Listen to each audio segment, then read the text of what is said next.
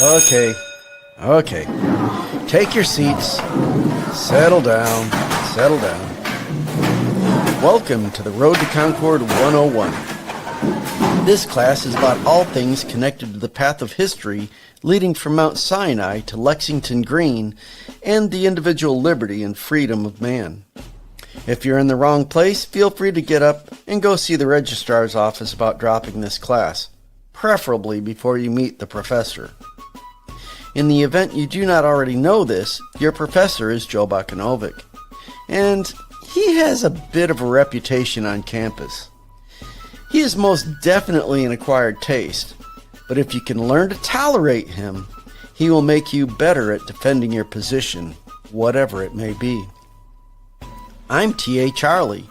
I'm here to help the professor, but more importantly, you.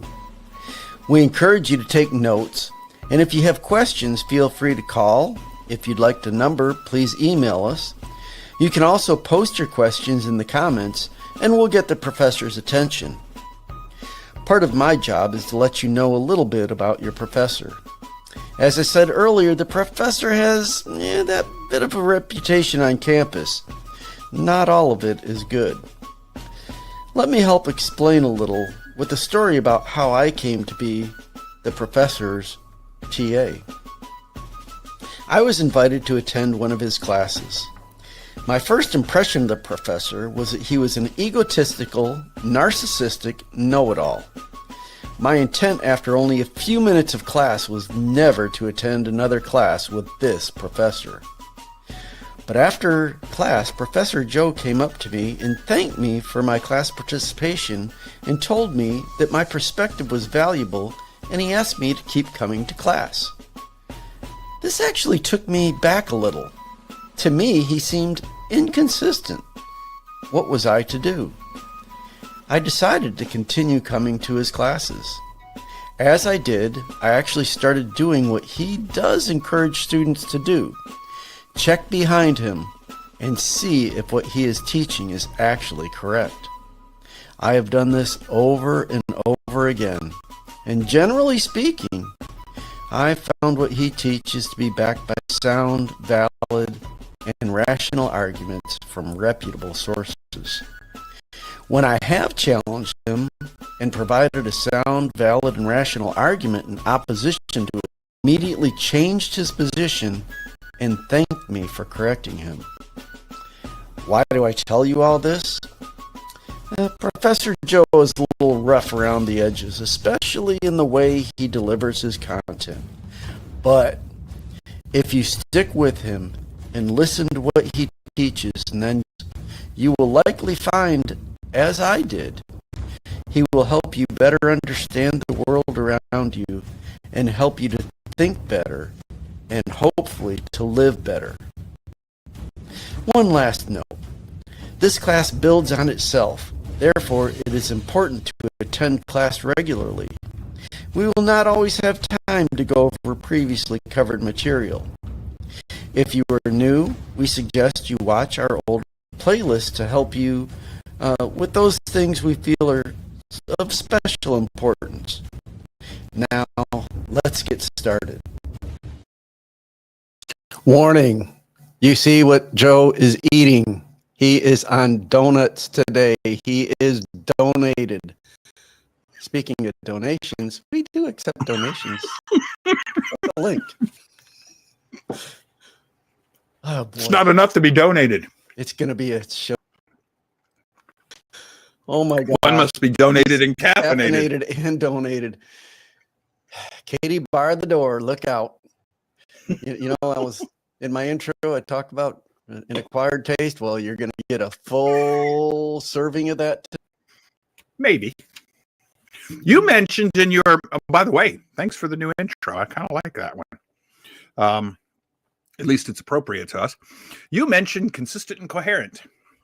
For those of you who might be wondering what we're going to do tomorrow, welcome to Sesame Street, where tomorrow's show will be brought to you by the letter C, the number 2, and the words consistent and coherent. I'd already written it down, see? So he was ahead of the lesson plan.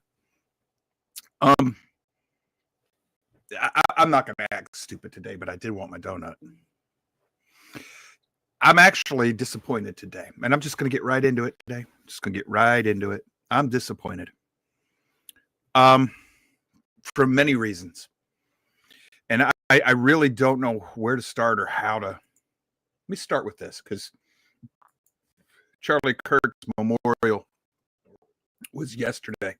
By the way, that was awesome. I don't know how many of you got a chance to see some of it. That was awesome. But this is from X. And this is it says hey, and it's at POTUS, and says, please don't try to regulate hate speech, quote unquote hate speech. Charlie was against the idea because all speech is legal speech. The government shouldn't try to regulate any type of speech. And he's got a quote from Charlie Kirk, and it's Charlie Kirk 11. I don't know if it's blue check, so it looks does not exist legally in America. There's ugly speech, there's gross speech, there's evil speech, and all of it is protected by the First Amendment. Keep America free. Well, there's a problem with that. It's not true. What? You heard me. It's not true. I happen to be one of those who adheres to the original principles of the Constitution, the Declaration and the Constitution. I also like logic, reason, critical thinking, and I'm really fond of definitions.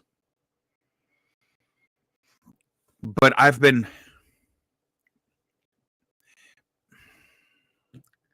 there are members of our class that have been with me from the beginning that still haven't figured this out.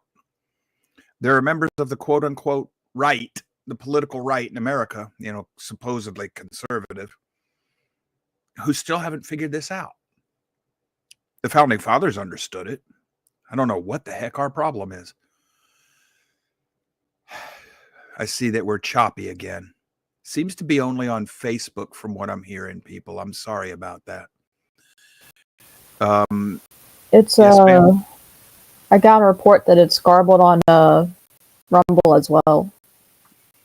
I don't understand, because I have no problem with the internet here. The connection is good. Over the you target? guys, I don't know. I don't know. We're just going to do the best we can. Soldier on. You can try us on X. You can try us on Rumble. You can try us on YouTube and on Facebook, and see whichever one works for you.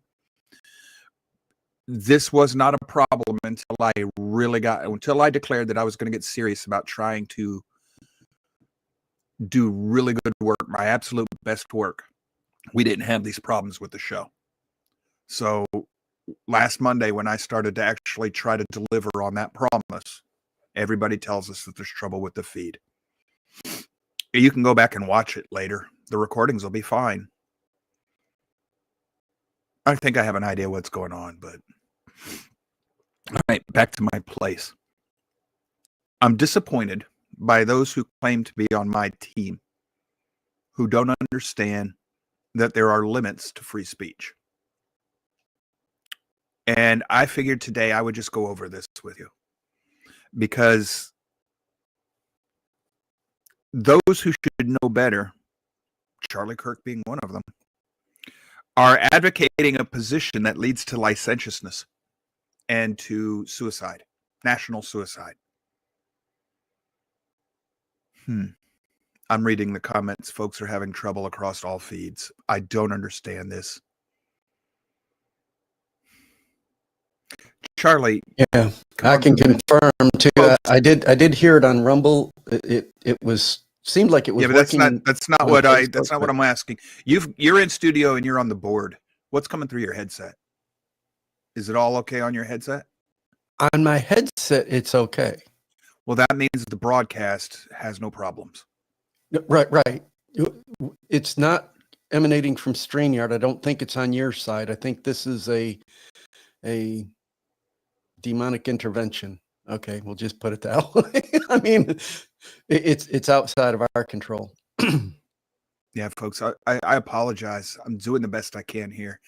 We've got our programs, our level that we have with the show with StreamYard and Rumble should be good enough to handle the audience load.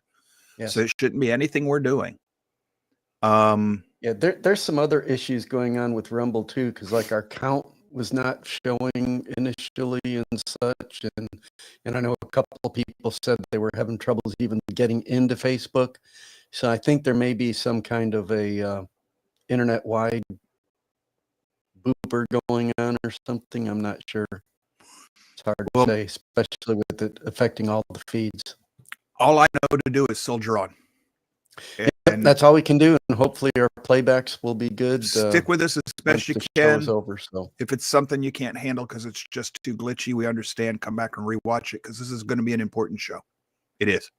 At least in my opinion, it's going to be a very important show. So we'll just keep going, Charlie. I appreciate it, guys. Do the best we can. I want to start here. This is with the National Archives, and I'm putting it up so you can see it right here. National Archives. This is .gov type stuff. It's the Bill of Rights. I'm in a transcript of the Bill of Rights, and I'm just going to scroll down to this one. First Amendment. So we can't have any laws against free speech or restricting the press, right? Thanks for playing. Wrong. Let's read this carefully. Congress shall make no law respecting an establishment of religion or prohibiting the free exercise thereof. Or, do y'all know how conditionals work? Let me read this a little differently. Congress shall make no law respecting an establishment of religion. Congress or prohibiting the free exercise thereof. Congress or abridging the freedom of speech. Congress or of the press. Congress or the right of the people peaceably to assemble. Congress and to petition the government for redress of grievance. Does it make a little more sense to you now? Did that say states anywhere in there? No, it didn't. So technically, the states can do this. Congress cannot. This is why when the Constitution was originally signed and ratified, there were official state religions. Heresy, the heck you say, Joe? There were. They were written into their state constitutions. So let's get this straight. That First Amendment has not been altered since it was written. It addresses only the federal government. Say, well, Joe, then that means the states can restrict the Second Amendment. Oh, nay, nay. Read it. It says the right of the people. Now, that's the whole of the people.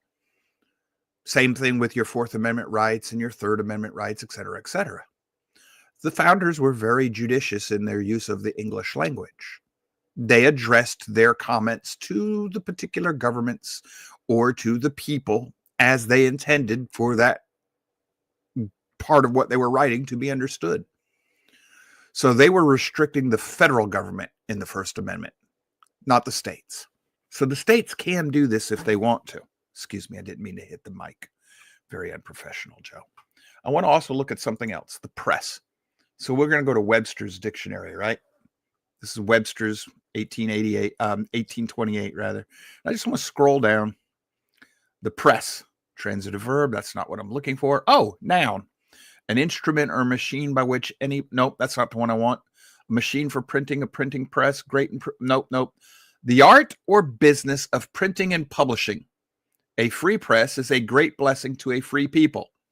A licentious press is a curse to society. What the heck do we mean by licentious? Well, I'll tell you what. Let's do this, boys and girls. Let's copy that word. Go up here, throw it into our dictionary, and find out what the founders meant by this. Licentious, using license, indulging freedom to excess, unrestrained by law or morality, loose, dissolute, as a licentious man, exceeding the limits of law or propriety, wanton, unrestrained, as licentious desires, licentious thoughts precede licentious conduct. I say to you that it is not enough that you do not fornicate with somebody to whom you're not married, but that if you look at a woman with lust, well, that might be why the Messiah told us to purify our thoughts so that it won't lead to the conduct. It's what the rabbis would call a hedge of protection around the law. It's also what it means to drive the law into your heart as opposed to just cold stone. Not that we care about any of those things. So licentiousness basically feels good, do it. The hippie movement was licentious. Our notion of free speech has become licentious, even amongst right-wing, supposedly conservative thinkers, talkers, prognosticators who should know better. And what's that lead to? Well, that leads to things that the founding fathers would have never sanctioned. And they had trouble with this back in their time. The presidential race between John Adams and Thomas Jefferson, they were calling each other hermaphrodites. So you see, Ecclesiastes is true. There's nothing new under the sun. But the thing was, in their day, you could sue them for this. We've got to the point where we have not only turned free speech and the freedom of the press into wanton licentiousness, we've given them legal protection so that nobody can do anything about it. Well, not quite. It's not exactly true. Let's look at something else here. Put this up. FCC and free speech. What is the FCC's responsibility? Let's see. Accordingly, Congress, through Section 326 of the Communications Act, 47 U.S.C. 326, explicitly declares that nothing in the statute shall be understood or construed to give the Commission the power of censorship over the broadcast communications or signals transmitted by any broadcast station, and no regulation or condition shall be promulgated or fixed by the Commission which shall interfere with the right of free speech by means of over-the-air broadcasting communications. So technically, if the FCC said that Jimmy Kimmel was out of bounds and that they might take sanctions, I guess that's the government cracking down on free speech, according to the FCC, right? Not quite. There are broadcast responsibilities. What if a comment or concern about a specific broadcast, your printable version, and all this other stuff? Well, let me just go to this. This is from the FCC, Consumer's Guide, Broadcasting False Information. The FCC occasionally receives complaints regarding alleged false information aired on TV or radio. The FCC reviews all complaints for possible violations of rules which are narrow in scope. Broadcasting false information that causes substantial public harm. Well, Jimmy Kimmel didn't do that, didn't he? Didn't he, though? He lied, knowingly, intentionally, purposely. It's a lie that's been propagated, and I've seen it on Facebook. The lie is that Charlie Kirk's assassin was a MAGA man because his family was MAGA. Folks, that's a double lie. His proof was that because the assassin's family was MAGA, father and mother were MAGA, right wing, that means he's MAGA. No, doesn't. In fact, we had ample proof that that's not the case. He assassinated Charlie Kirk because he was part of the Rainbow Jihad. Kimmel knew this. So by stating it the way he did, Kimmel was running interference for the Rainbow Jihad, which unfortunately, in our licentious lawlessness society, encourages more of that action, which is exactly what he was wanting. Well, Joe, you don't know that. You're judging his heart. No, I'm judging his words. Jimmy Kimmel has a long history of this. Go back and read some of his other commentary. He has fanned the flames of hatred against the right. That's all his show is hatred against conservatism. It's indoctrination. It's propaganda by definition. So, Joe, that's what Charlie meant. Free speech is ugly speech. And no. There is such thing as hate. And if it's going to cause or foment or create a condition in which violence may stem or naturally flow, it is illegal. It always has been. It has never been free speech. If you cry fire in a crowded theater when there ain't any fire, guess what's going to happen to you? Yes, sir? That's called incitement or something, isn't it? Yes, it is. Yes, it is. But now if you're speaking and you're saying, hey, let's fight the president in the streets, do you know what that's called? That's sedition. You're advocating violence in opposition to a duly elected and authoritative, authorized government. That's sedition. That's against law. So if you advertise, if you publish speech that says, hey, judges, just nullify these rulings by Trump, you know what that's called? That's subversion. That's against the law. So if Jimmy Kimmel comes out and says, hey, MAGA shot their own guy, blah, blah, blah, blah, blah, ha, ha, ha, in this environment, that's inciting domestic violence. It's inviting that they're fighting words. It's what that is. That's fighting words. It's communicating a threat. It is. So you have broadcasting false information, broadcasting false content during a news program. Well, he wasn't a news program. And it goes into other things there. Just so that you'll know, I looked this up. This is from National Constitution Center, what the Constitution says about free speech on the airwaves, and they're using Jimmy Kimmel. And it says that the FCC isn't law, but it does have on the books the right to do something about what Jimmy Kimmel did, what he said. And you can go through these things. I'm going to let you look them up. But what's cool about this is they give you see right here, they give you the legal cases that are directly relevant to this. So when the chairman of the FCC mentioned that he might take legal action against ABC, he didn't say Disney. He didn't mention any private satellite or private cable networks. He said ABC because they're using the federally regulated airwaves, the public airwaves. Now, technically, I looked that law up too. He could go after these private organizations because the law allows him to regulate anything that goes out over a TV or cable or any public institution. So in order to claim that you are totally private, you must maintain total control over everything you do. So your cable has to go from their broadcast to your house without ever once using the public airwaves. Hey, Charlie, do you realize how many of your cable and internet and satellite are microwaved from tower to tower? Microwaved or satellite. Right, but now you're microwaved is where I'm after with this because you're a ham radio operator, right? All of it, yeah. Well, that requires a license because those only have so many frequencies that you. And they go over the federally regulated airwaves. Yes. Yes. So, oopsie, there is no such thing as private broadcast in this country. Not the way it's done now.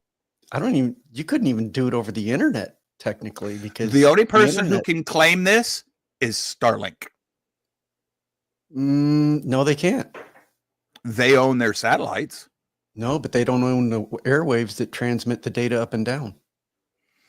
They could make a claim because they're in space and they don't own space, and it's your problem that the airwaves are, this. They might make a case. They could make that case because they're not. Yeah. Well, they have no control over electromagnetic waves once they're broadcast. They're broadcasting in space. This would be the same thing as me taking pirate radio off 12 miles out and broadcasting out of international waterways. But that's how they get away with that legally, international law. But if I were the prosecutor under the government, I would say your ground-based station that is transmitting the data to the satellite is using based in the States. Yes, so, but I'm just saying this idea that it gets complicated quick when we play with law. Real quick. Yeah. Yes. My point here so far is those of you who think that, well, it's a private business, wrong. They're a public and those utility. of you, yes, they are. They actually are at some point or another. So if the government wanted to, and trust me, folks, I have a problem with all these laws. I'm on the record with this. This is excessive legislation. But they could go after Facebook if they wanted to. Because at some point or another, the internet goes over public airwaves. Yes, it does. Mm-hmm. At some point or another, uses a my federally internet regulated here that I'm using. That's how I get it, is over electromagnetic spectrum. It's the same with you. Yep. And most of these things are not, if they ever once touch a public junction of any type, if your cable is just totally intraneted to your internet provider, and never what, but it's hung on a public utility telephone pole, which they all are, guess what? Yep. It's subject to federal regulation because it's using federally regulated public utility property. Infrastructure. Yep. Infrastructure. Well, that's covered by the FCC's law. So, and that isn't one of these ones where the FCC can and can't quasi enforce it. No. That was the law we just read. That's a law Congress passed. Yeah. So, all right, let me continue with this. You're free to pop in whenever and wherever you'd like, Charlie. You know that.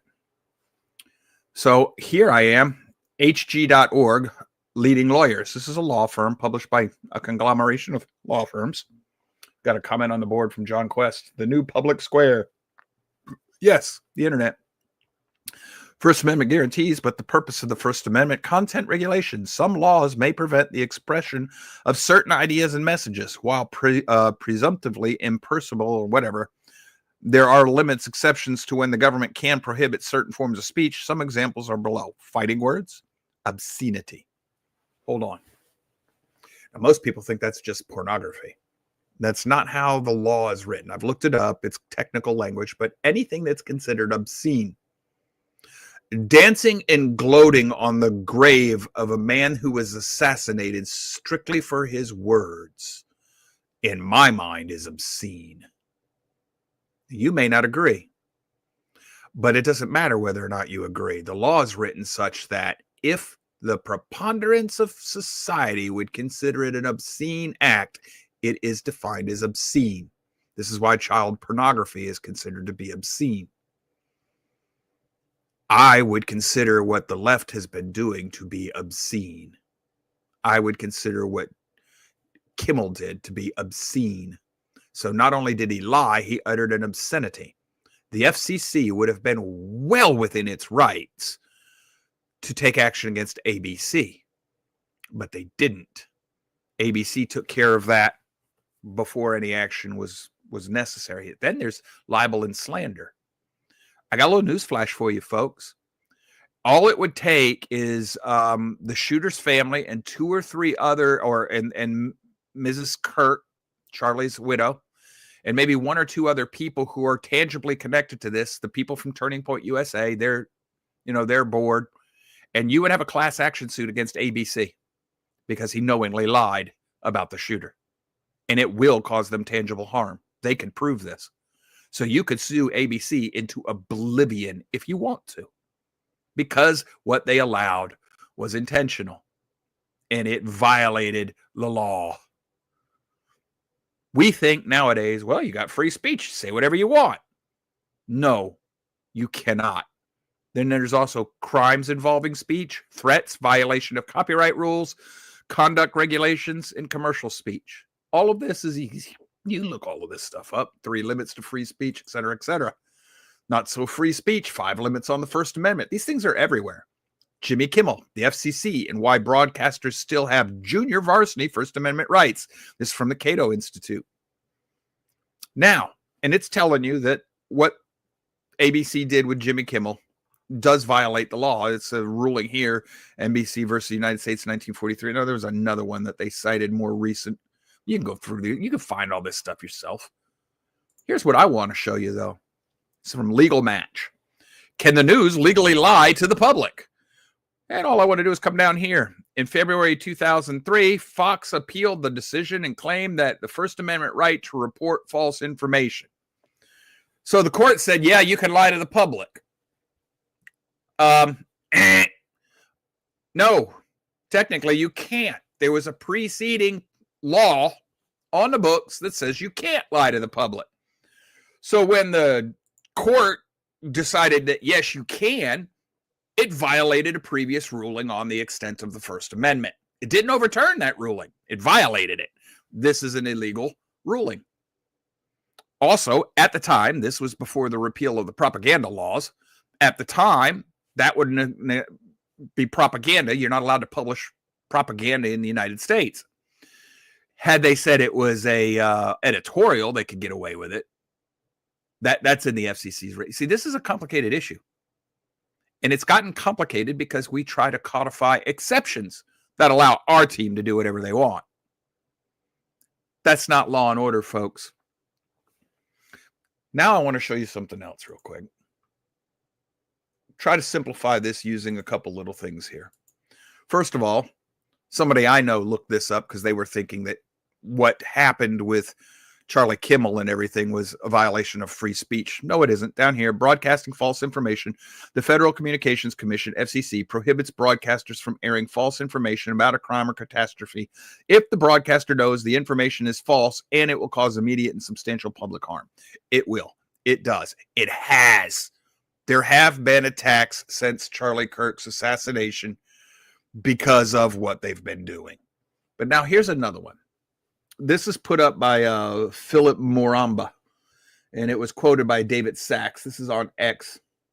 And Philip Moramba says, I programmed radio stations for 10 years. We knew that our license to broadcast was contingent on serving the public interests. We had to have at least an hour of public service broadcasting every week, typically 3 a.m. on Sunday when no one actually listened. We knew that if we sold advertising to one political candidate, party, or PAC, we had to make the same amount of advertising in the same day or part of the day at the same ad rates to the other side. If our news coverage was perceived as supporting one side of the political issue, we risked losing our license. This was the standard that every broadcaster that used public airwaves for radio or television broadcasting understood and observed. Those standards are still on the books, but the FCC stopped enforcing those standards 20 years ago because the media and the federal bureaucracy were both left-leaning. Failing to enforce those standards, plus the proliferation of private sources that have no regulatory standards like cable and internet shows, has led us to where we are today. Now, let me explain something to those of you who think that Kimmel was treated unfairly. He weren't. He wasn't. The FCC commissioner just threatened to do something that nobody has seen anybody do in 2 decades. Enforce the law according to the letter of the law, impartial to who was running their mouth. We have fallen so far from the ideal of this nation's founding that even those who claim the name conservatism, purporting to conserve the founders' ideology, now argue the merits of the other side of the aisle. In other words, conservatives have become very good progressives. Charlie, we got a 3-minute break, if I remember right. We'll continue on the other side of that break. We'll see you then, boys and girls. I'm going to finish eating my donuts.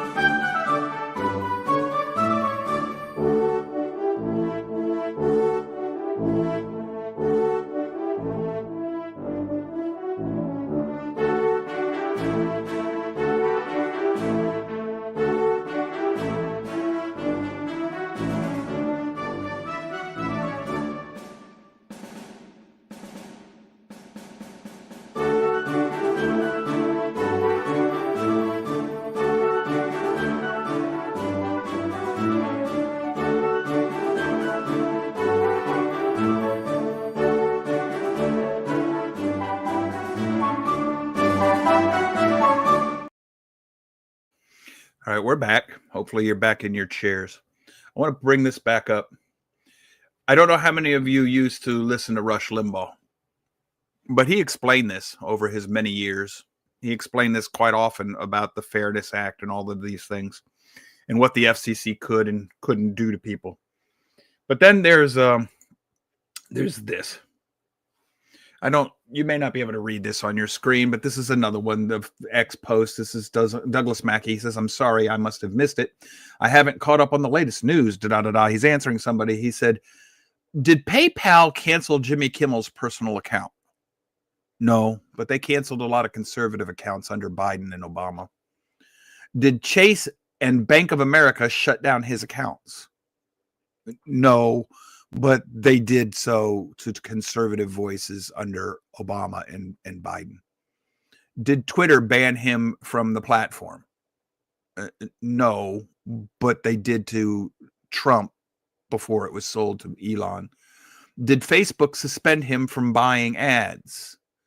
No, but they did that to conservatives under Obama and Biden. Did Stripe shut down his merchant account? Did the FBI open an investigation on Kimmel? Did rabid protesters force him to evacuate his studio? Did they chase him to his house and force him to evacuate there too? Is there an entire ideology centered around the idea that Jimmy Kimmel can't be allowed to speak anymore in society? Are there terrorist cells in every major metro area calling to shut him down by any means necessary, even assassination? Are there countless subreddits calling for his assassination? Are billionaires funding lawsuits seeking to force ABC News to pull him off the air? No, and no. But here's the problem, folks. Remember, the first post said that the reason that the law quit being enforced was because that the bureaucracies and the media were both so left-leaning that they started working in conjunction with each other. That's called fascism. We covered that last week. And he's right. And this post proves he's right, because all of these things and more happened, especially under Biden. And we now know that U.S. aid was funding a lot of these left-wing organizations and the NGOs that supported them financially, which means, by definition, this was fascism, which means the federal government under Biden was in violation of the First Amendment. They were just doing it through, quote unquote, non-government entities. If the federal government is using tax dollars to do it, that does not excuse them from the prohibitions of the Constitution. And then if they say, well, we gave it to this charity called USAID, and we're not responsible for who they give it to. Oh, yes, you are, because you knew who they were giving it to. They didn't give it to right-leaning organizations. You do not get excused from criminal prosecution. This is called conspiracy, folks. I could prosecute the entire Biden administration under RICO legally. That's our problem right here. We have so far strayed from who we were supposed to be and who the conservative right claims it is that we no longer understand the law. We don't even recognize it anymore. So if you're going to be that which you claim to oppose, if you're going to become the very thing you claim to oppose, how the heck is anybody going to follow you? Or why should they? Here's part of the problem we have. Thomas Jefferson. The press, confined to truth, if they only print the truth, needs no other legal restraint.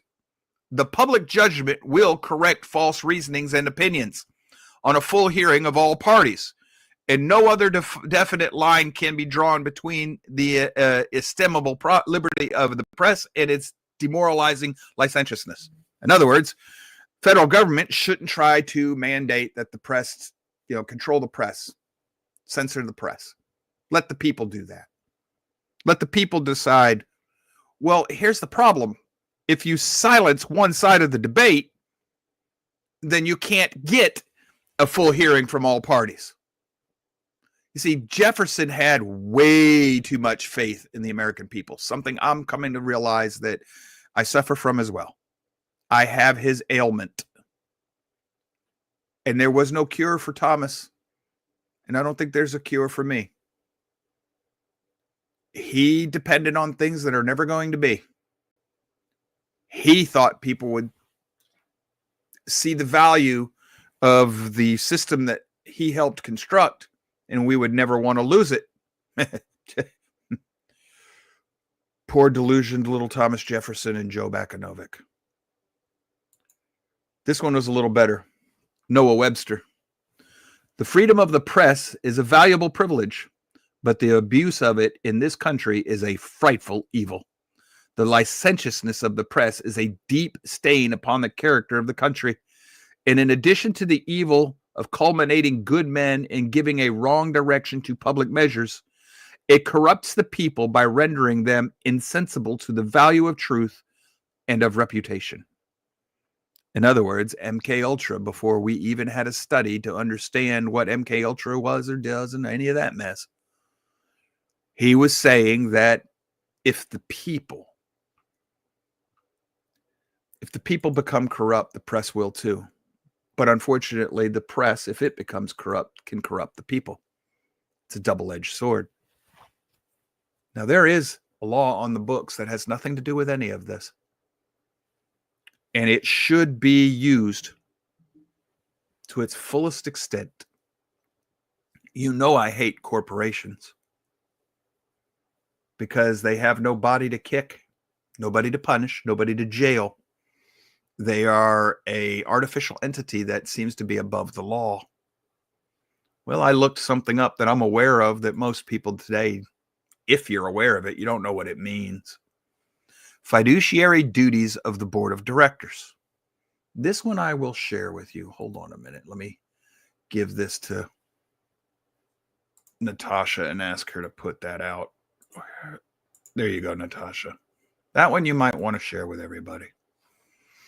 So this is it's about Delaware, because most of your Fortune 500 companies are incorporated in Delaware, even though they may never have a single facility set up in Delaware. This is an end around on the law.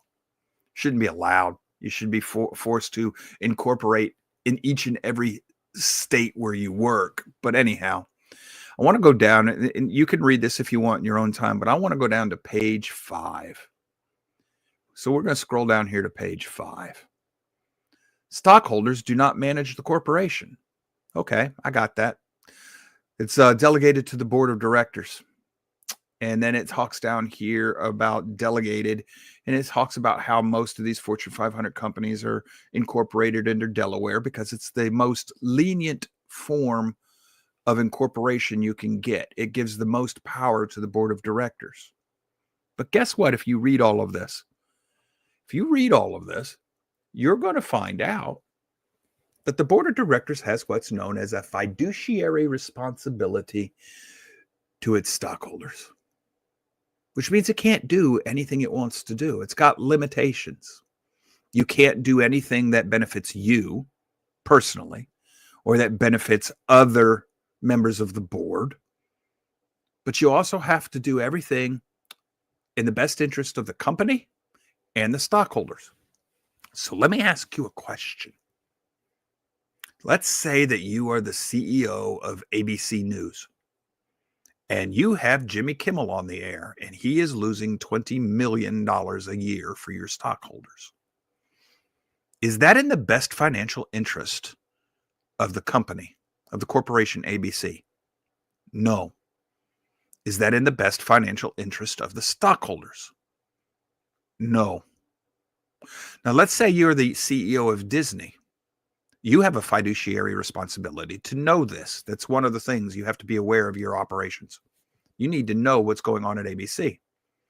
So the CEO at Disney, is it in the fiduciary responsibility to know what's going on? Well, I'm going to assume they do know, which means they approve. So is Disney acting in the best interest of Disney Corporation? No, it's losing $20 million a year because of this one show. Is it in the best interest, therefore, of its stockholders? No. The federal government can prosecute under that. And you're supposed to be able to sue under those conditions. But the courts won't allow it, and the government won't do anything about it. you realize all it would take is 4 or 5 stockholders at Disney to file a class action lawsuit. And if we had an honest court, they would win. And in a class action lawsuit, if you win a civil suit like that, then they are now they're criminally liable. Nobody does anything about this because it's corporations and there's too much money and you can't fight it. We live in a system that has been intentionally designed to allow lawlessness. So when the left complains about the rich getting richer off the backs of the poor, they're not entirely wrong. It's just that the left is very good about blaming their political opponents for that which they themselves are actually doing. They projecteth much. But I don't care about them. I care about, quote unquote, my team. So Charlie, we've addressed his comment on hate speech. I disagree with him, but that's the individual. Now, when Pam Bondi comes out and declares that she's going to go after hate speech, just like the left was promising to do, only she's going to go after different haters. You see, I've got a problem with that. If she's going to do it strictly on political basis, then she's just as bad as the other side. But if she makes a very clear, bold, firm definition of what she means by hate speech, she has legal grounds upon which she can stand. I've just shown you there's places where she could make legal arguments, even within the framework of the founding fathers. They would not allow you to cry fire in a crowded room. They would not allow you to use fighting words. The founding fathers would not allow blasphemy. They jailed people for blasphemy against Jesus Christ. There were definite limits to what you were allowed to get away with, even in the public realm. So between hate and misinformation, what's the difference? One person's misinformation might be another person's truth. How do you judge that? We've lost touch with objective reality. We don't even know what it is anymore. So how do you do any of this, folks? How do you do any of this? How do you deal with any of it? Where do you start? How do you fix it? Yeah, that's part of what tomorrow's going to be about. I've covered it before. You'll have to be consistent and coherent. Like I said, Sesame Street is going to be brought to you tomorrow by the letter C for consistent and coherent, by the number 2 for 2 words, consistent and coherent, and by the words consistent and coherent, because I've used them, but I'm seeing the Princess Bride in my head here. You keep using these words, Joe, but I'm not sure that everybody understands what they mean. And do they mean what you think they mean, Joe? So we'll find out tomorrow. It's very important because it's part of the problem. We're not consistent and coherent, even within our own espoused system of values. The right is defending, there are people on the right defending Kimmel. What Kimmel did is illegal. You have to, what's that freaking, I can't remember her name, Behar, whatever it was, maybe, held up the supposed severed head of Donald Trump on TV. Nothing happened to her. The man who threatened to kill Trump and went to D.C., or was it Trump or somebody else in the government, made a threat against a member of the executive and was traveling to D.C. They arrested him and turned him loose on bond or whatever the very same day. That's against the law. You got somebody threatening to kill a federal representative, an elected official or something like that, and you just turn them loose? There's only one reason to do that. You're hoping they succeed and you want to give them more chance to do it. People who threaten murder and there's good just cause to believe that they meant it and that they're unrepentant, you don't turn them loose on bond. You keep them in jail because they are an ongoing threat. It's a principle of law. But we've got political activists in this country masquerading as judges. Now you're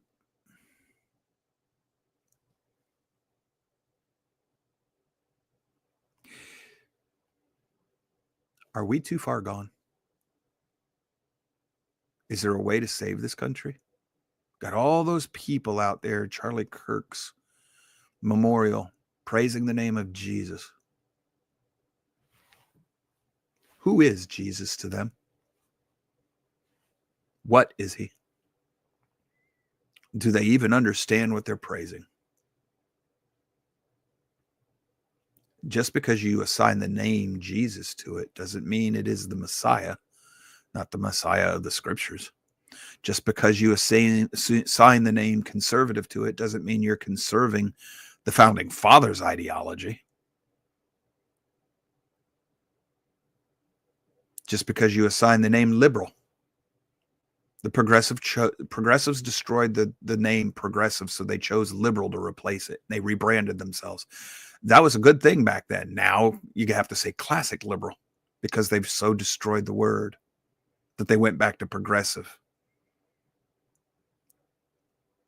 And even their people don't know what it means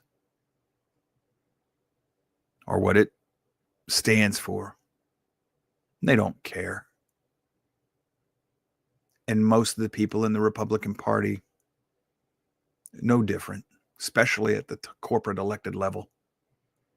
They're all about the Republican Party, which is the right wing of the Progressive Party. They run defense for the Uniparty. The Democrats advance the ball.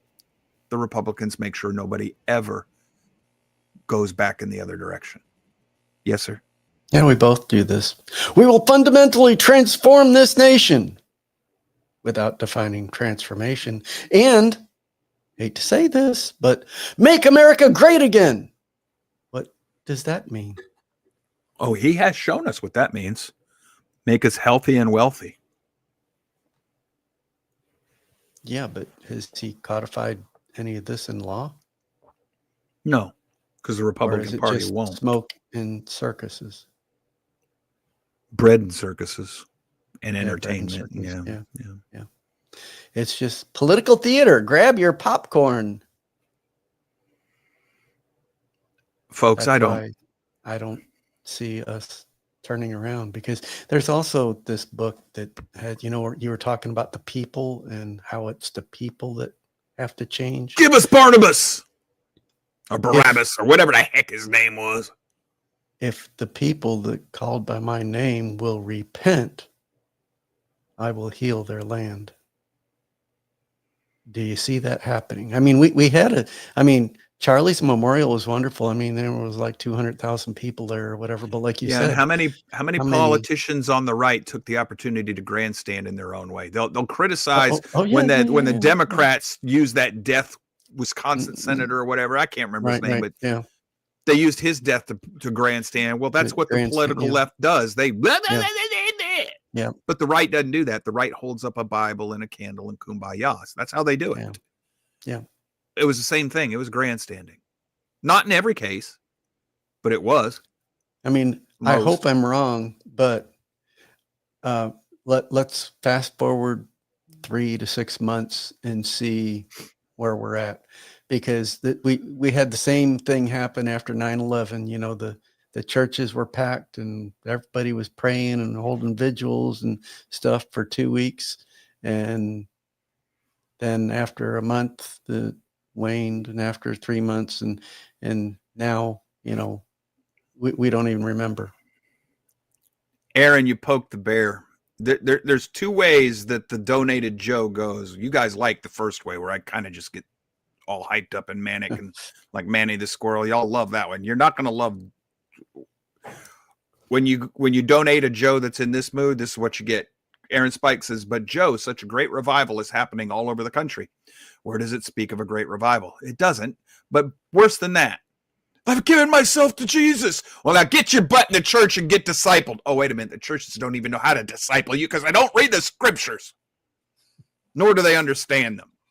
Fact. So you didn't do anything by, I took Jesus as my savior. Now you got to get discipled, and there's nobody to teach you sound doctrine because the church is too busy worried about making sure it keeps butts in the chairs so it can get money.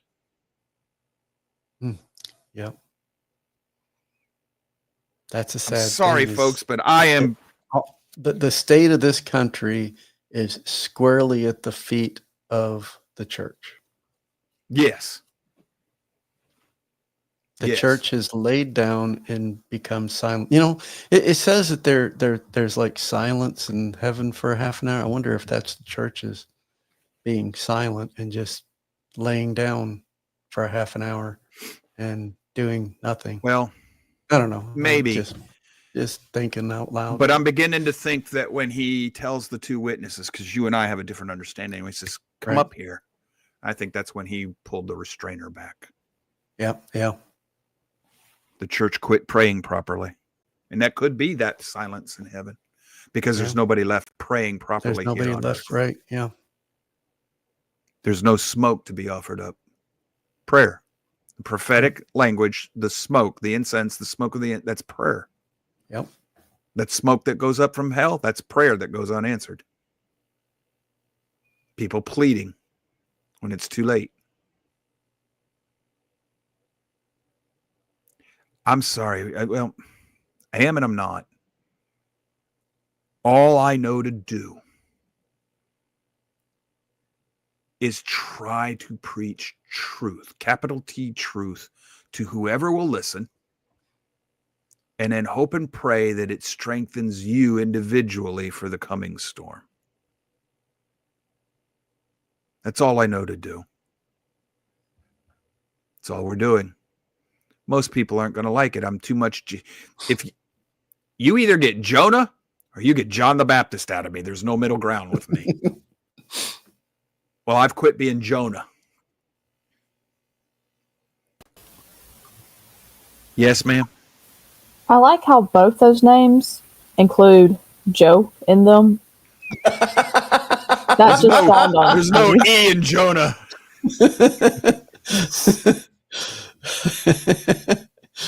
Yeah. Anyhow, let me just throw this up here because,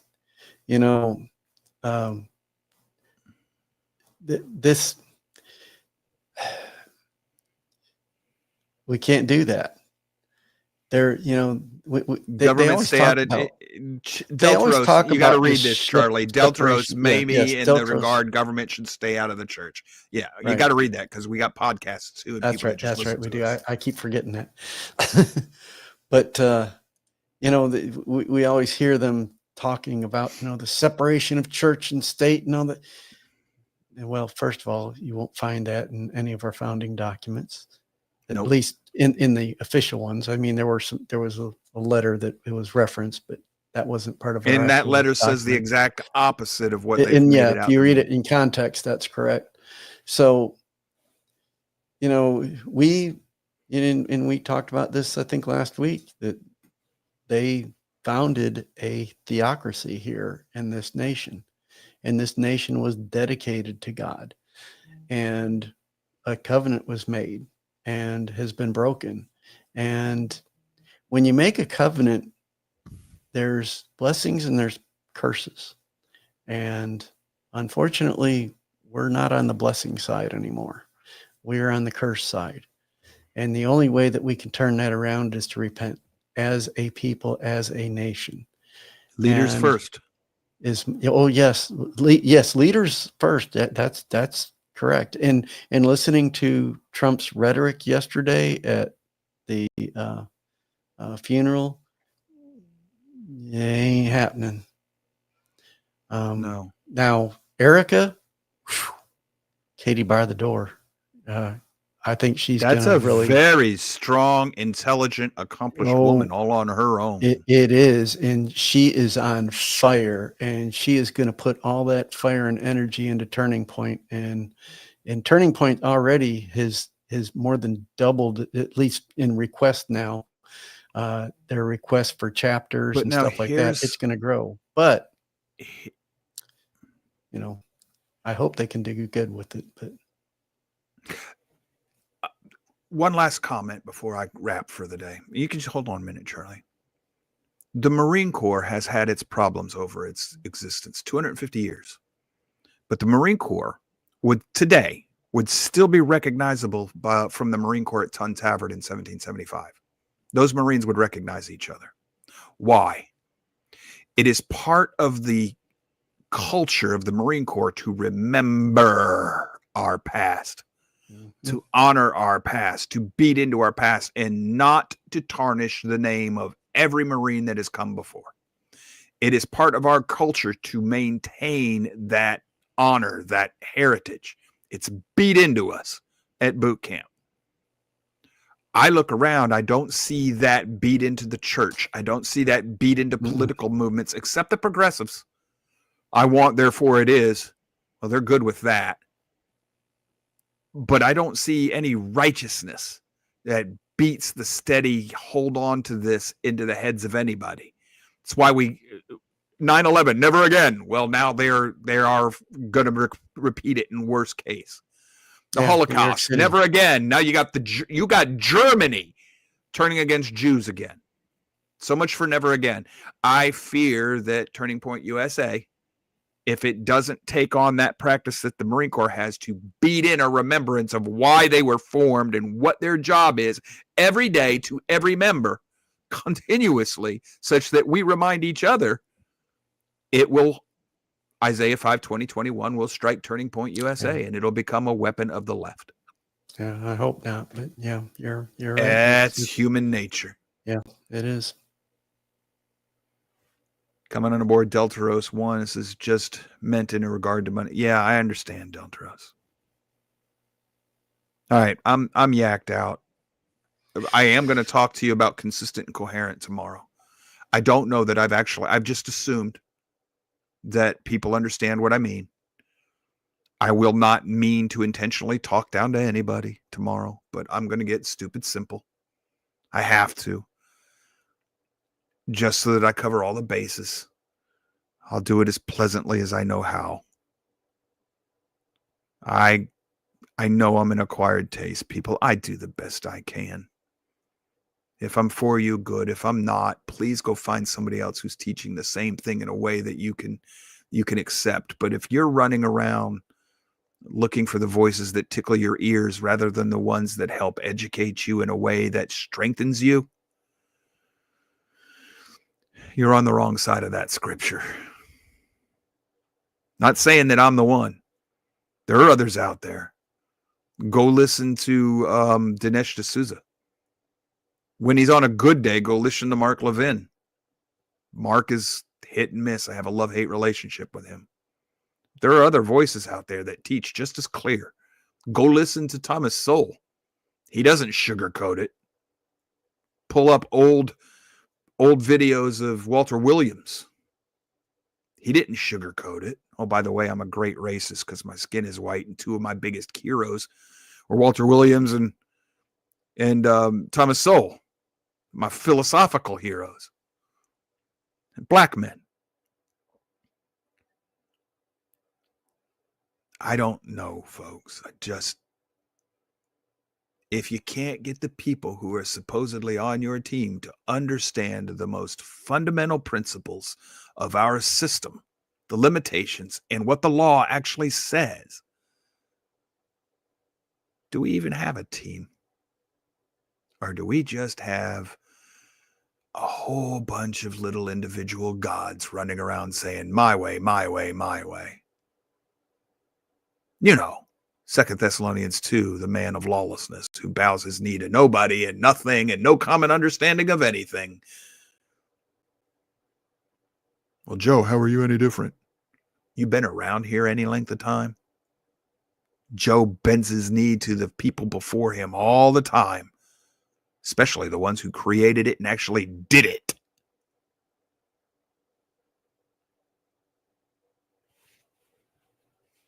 It's going to be hard to say I love everybody here today, but I do.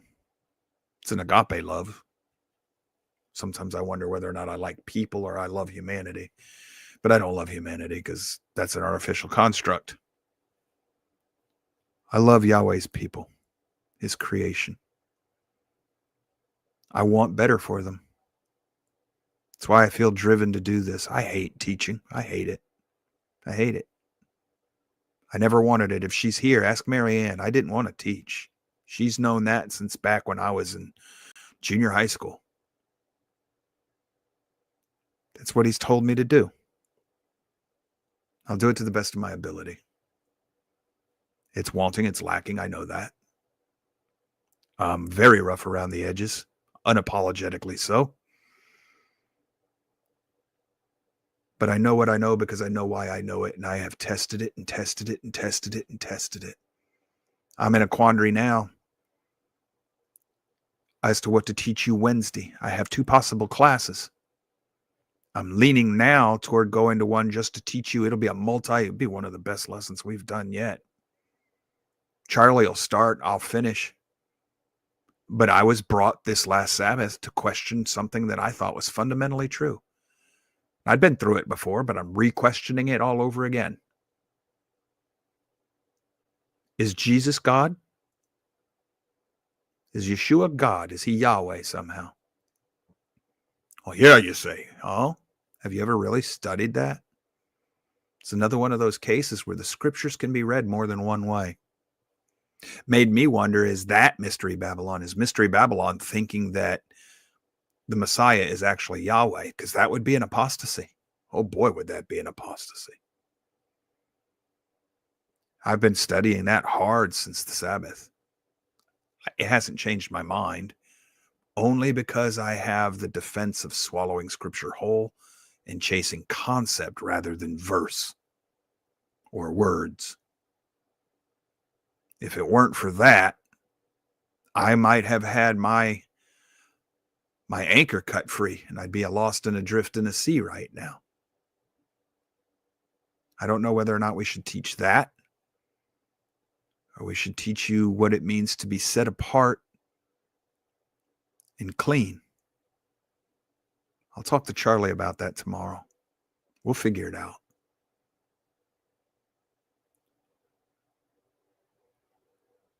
Scares me to teach scripture. I know the warning. But if you think I'm not preaching to you on the road to Concord, you haven't been paying attention. So I'll just leave you with all this today. Most people won't want to think about anything I'm saying today. And that is exactly why our world is coming apart. Y'all stay safe. Take care. Hopefully we'll see you tomorrow. If not, I understand. Bye-bye.